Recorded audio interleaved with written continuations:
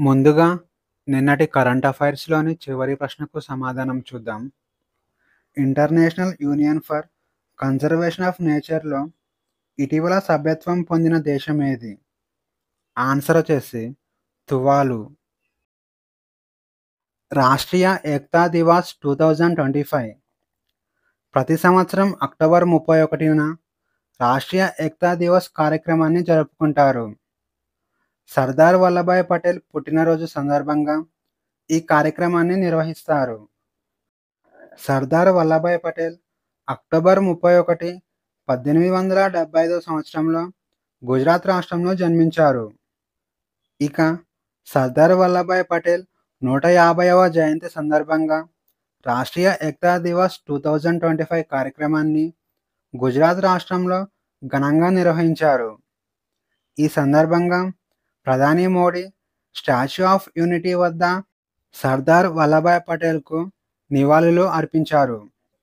ఇక కేంద్ర సాయుధ బలగాలు, రాష్ట్ర పోలీస్ విభాగాలు, ఎన్‌సీసీ బృందాలు కవాతు కార్యక్రమాన్ని చేపట్టాయి. రాంపూర్ హౌండ్ మరియు ముధోల్ హౌండ్ వంటి స్వదేశీ కుక్క జాతులు కూడా ఈ కార్యక్రమంలో పాల్గొన్నాయి. ఇక ఈ కార్యక్రమం మహిళా సాధికారతను హైలైట్ చేసింది. ఇక 150వ జయంతి సందర్భంగా రూ. 150 నాణేన్ని ప్రధాని మోడీ విడుదల చేశాడు. అలాగే తపాలా బిళ్లను కూడా విడుదల చేశాడు. ఇక సర్దార్ వల్లభాయ్ పటేల్‌కు దక్కిన గౌరవాలు చూసుకుంటే అతనికి ఐరన్ మ్యాన్ అనే బిరుదు కలిగి ఉన్నాడు. అలాగే 1991 సంవత్సరంలో భారతరత్న, అలాగే 2018 సంవత్సరంలో స్టాచ్యూ ఆఫ్ యూనిటీతో గౌరవించారు. అంతేకాకుండా హైదరాబాద్‌లో సర్దార్ వల్లభాయ్ పటేల్ నేషనల్ పోలీస్ అకాడమీని కూడా నిర్మించారు. ఇక సర్దార్ వల్లభాయ్ పటేల్ స్వాతంత్ర ఉద్యమంలో అతని పాత్ర గురించి చూసుకుంటే 1918 సంవత్సరంలో ఖేడా సత్యాగ్రహంలో పాల్గొన్నాడు. అలాగే 1920 నుంచి 22 మధ్య జరిగిన సహాయ నిరాకరణ ఉద్యమంలో కీలక పాత్ర పోషించాడు. అంతేకాకుండా 1928 సంవత్సరంలో బార్డోలీ సత్యాగ్రహం, 1930 సంవత్సరంలో ఉప్పు సత్యాగ్రహంలో సర్దార్ వల్లభాయ్ పటేల్ కీలక పాత్ర పోషించాడు. ఇక 1942 సంవత్సరంలో క్విట్ ఇండియా ఉద్యమంలో కూడా అతని పాత్ర కీలకం. ఇక సర్దార్ వల్లభాయ్ పటేల్ డిసెంబర్ 15, 1950 సంవత్సరంలో హార్ట్ అటాక్‌తో మరణించారు. రాష్ట్రీయ ఏక్తా దివాస్ 2025 కార్యక్రమంతో పాటు భారత్ పర్వ్ 2025 కార్యక్రమాన్ని కూడా నిర్వహించారు. ఈ కార్యక్రమాన్ని ఏ ఫెస్టివల్ ఆఫ్ యూనిటీ అంటారు. రాష్ట్రీయ ఏక్తా దివాస్ తర్వాతి రోజు నుంచి అనగా నవంబర్ 1 నుంచి నవంబర్ 15 వరకు భారత్ పర్వ్‌ను నిర్వహించనున్నారు. బిర్సా ముండా జయంతితో నవంబర్ 15న ఈ కార్యక్రమం ముగుస్తుంది. భారత్ పర్వ్‌లో భాగంగా దేశమంతటా సాంస్కృతిక ప్రదర్శనలు నిర్వహిస్తారు. అలాగే ప్రాంతీయ వంటకాల ప్రదర్శనలు కూడా చేపడతారు. ఇక జాతీయ సమైక్యతను జరుపుకునే ప్రదర్శనలు మరియు కార్యకలాపాలను కూడా నిర్వహిస్తారు. సుప్రీంకోర్టుకు కొత్త ప్రధాన న్యాయమూర్తి నియామకం. రాష్ట్రపతి ద్రౌపది ముర్ము సుప్రీంకోర్టు 53వ ప్రధాన న్యాయమూర్తిగా జస్టిస్ సూర్యకాంత్‌ను అధికారికంగా నియమించింది. ప్రస్తుత సుప్రీంకోర్టు ప్రధాన న్యాయమూర్తి పదవీకాలం 2025 నవంబర్ 23న ముగియనుంది. ఈ సందర్భంగా ప్రస్తుత ప్రధాన న్యాయమూర్తి అయిన బీఆర్ గవై తదుపరి ప్రధాన న్యాయమూర్తిగా జస్టిస్ సూర్యకాంత్ పేరును సిఫార్సు చేయగా రాష్ట్రపతి తాజాగా ఆమోదించారు. దీంతో జస్టిస్ సూర్యకాంత్ నవంబర్ 24 నుంచి సుప్రీంకోర్టు ప్రధాన న్యాయమూర్తిగా బాధ్యతలు నిర్వహించనున్నారు. ఇక సూర్యకాంత్ గురించి చూస్తే అతను ఫిబ్రవరి 10, 1962 సంవత్సరంలో హర్యానా రాష్ట్రంలో జన్మించారు. అతను 2000 నుంచి 2004 సంవత్సరం వరకు హర్యానా అడ్వకేట్ జనరల్గా పనిచేశాడు.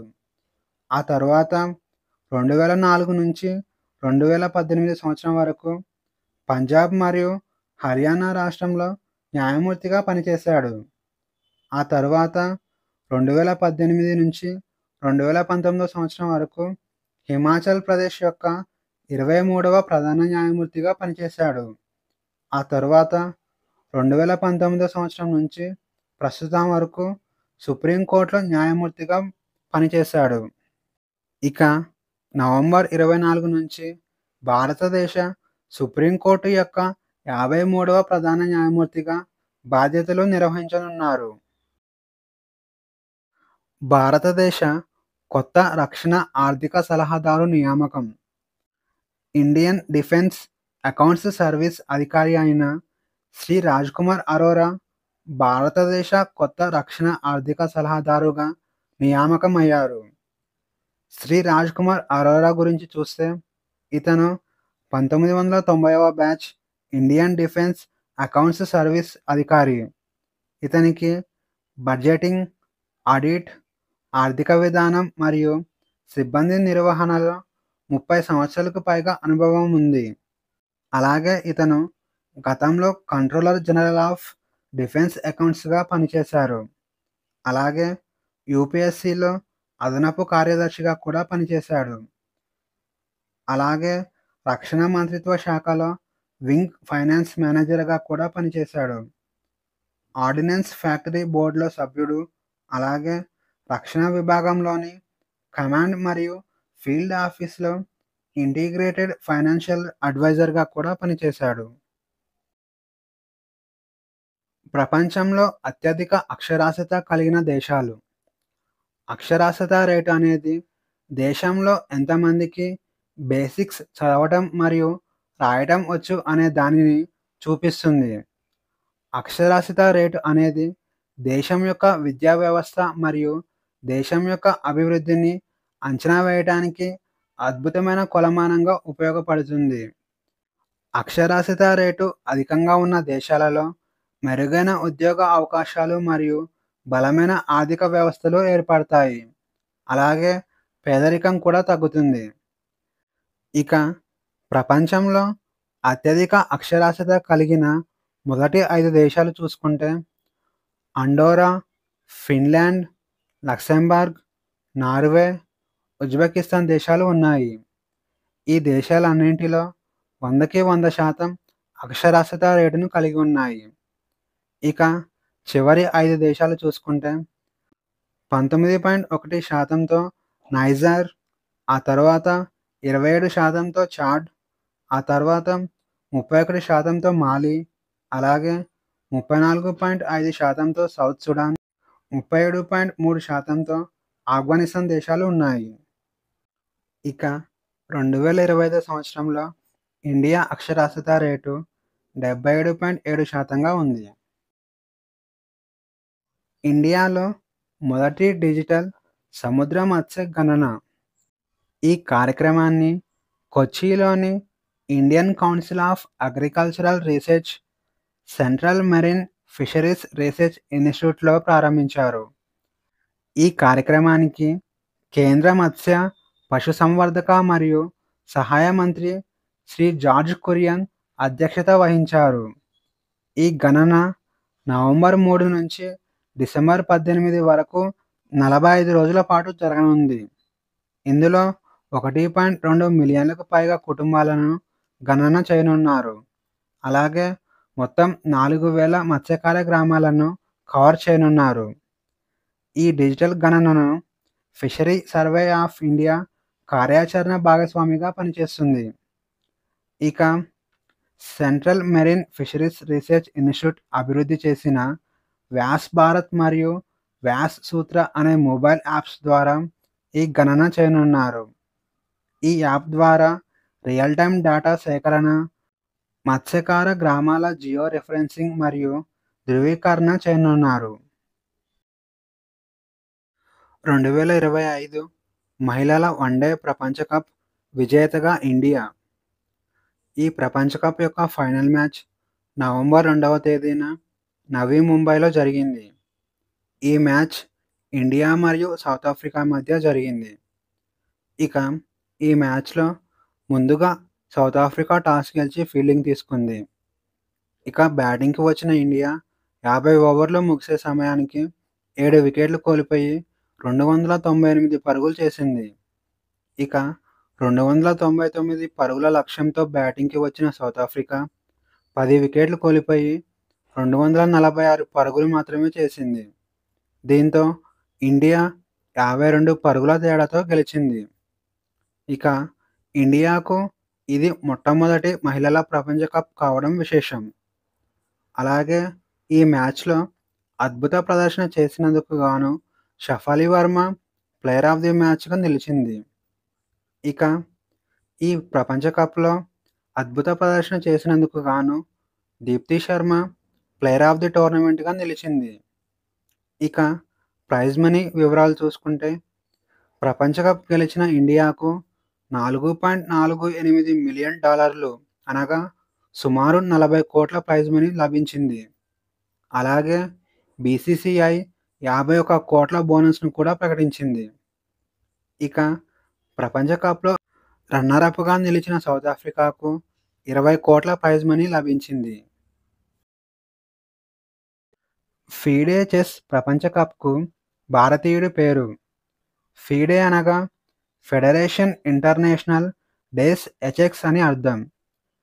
ఇక ఫీడే చెస్ ప్రపంచ కప్‌కు ఇండియా చెస్ లెజెండ్ అయిన విశ్వనాథ్ ఆనంద్ పేరు మీదుగా మార్చారు. ఈ ట్రోఫీని విశ్వనాథ్ ఆనంద్ కప్‌గా పిలవనున్నారు. గోవాలో జరిగిన కార్యక్రమంలో కేంద్ర క్రీడా మంత్రి మన్సుఖ్ మాండవియా మరియు గోవా ముఖ్యమంత్రి ప్రమోద్ సావంత్, అలాగే ఫీడే అధ్యక్షుడు ఆర్కాడీ డ్వర్కోవిచ్ పాల్గొన్నారు. ఈ కార్యక్రమంలో భాగంగా విశ్వనాథ్ ఆనంద్ కప్ అనే పేరును అధికారికంగా ప్రకటించారు. ఇక విశ్వనాథ్ ఆనంద్‌ను టైగర్ ఆఫ్ మద్రాస్ అని కూడా పిలుస్తారు. అలాగే ఇండియాలో మొట్టమొదటి గ్రాండ్ మాస్టర్, అలాగే 5 సార్లు ప్రపంచ చెస్ ఛాంపియన్‌గా విశ్వనాథ్ ఆనంద్ నిలిచారు. ఇక ఈరోజు క్వెషన్స్ వచ్చేసి హస్తినాపూర్ వన్యప్రాణుల అభయారణ్యం ఏ రాష్ట్రంలో ఉంది? ఏ.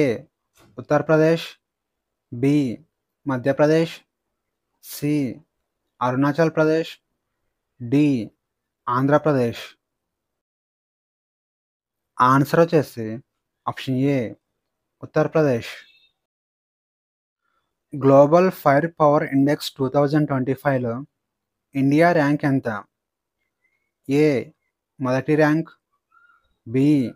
రెండవ ర్యాంక్, సి. మూడవ ర్యాంక్, డి.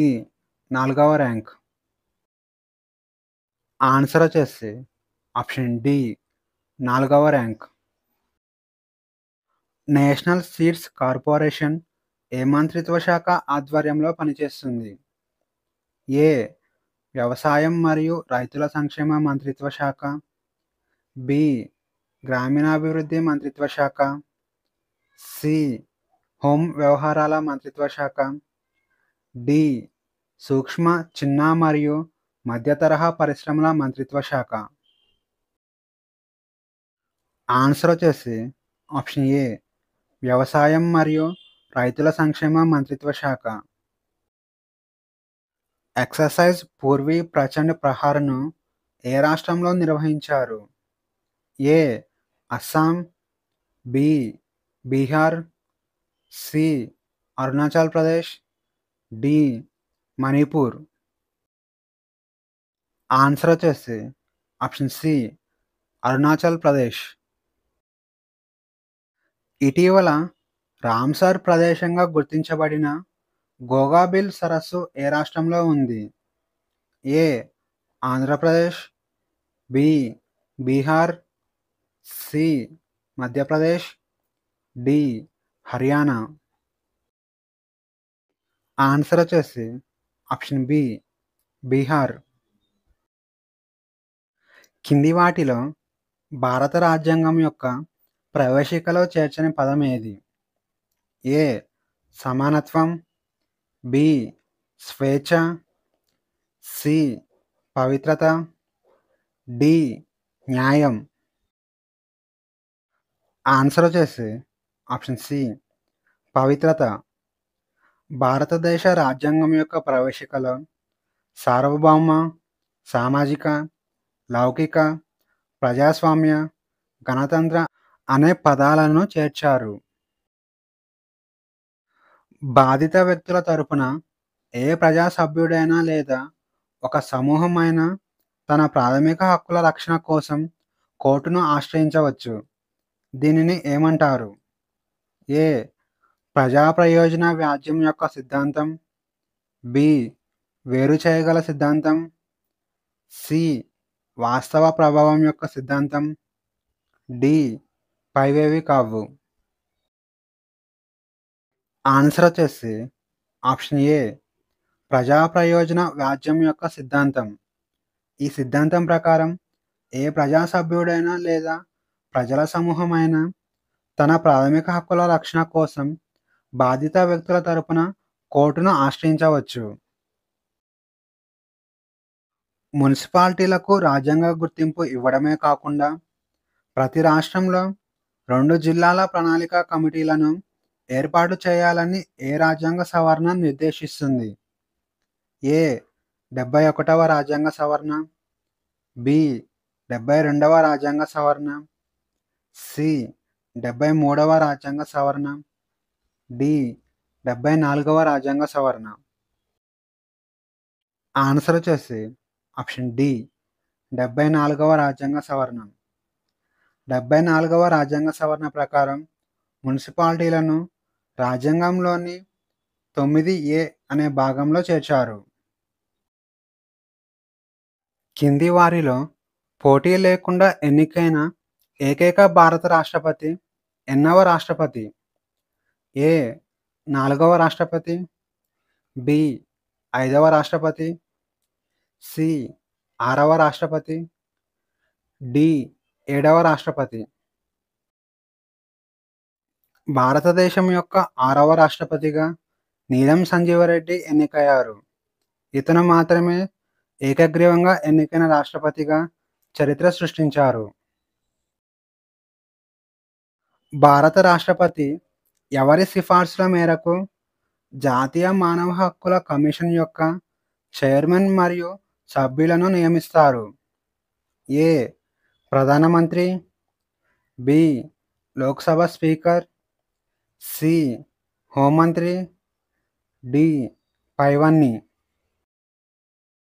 ఆన్సర్ వచ్చేసి ఆప్షన్ డి పైవన్నీ. వీరితో పాటు లోక్సభ మరియు రాజ్యసభ యొక్క ప్రతిపక్ష నాయకులు, అలాగే రాజ్యసభ డిప్యూటీ చైర్మన్ సభ్యులుగా ఉన్న కమిటీ సిఫార్సుల ఆధారంగా రాష్ట్రపతి మానవ హక్కుల కమిషన్ యొక్క చైర్మన్ మరియు సభ్యులను నియమిస్తాడు. Question of the day. ఇటీవల ఏ కేంద్ర ప్రభుత్వ పథకం 3 గిన్నిస్ ప్రపంచ రికార్డులను నెలకొల్పింది? ఈ ప్రశ్నకు సమాధానం తెలిస్తే కామెంట్లో తెలియజేయండి. ఈ వీడియోలోని కంటెంట్ మీకు నచ్చినట్లయితే లైక్ చేయండి, షేర్ చేయండి, అలాగే సబ్స్క్రైబ్ చేసుకోవడం మర్చిపోకండి.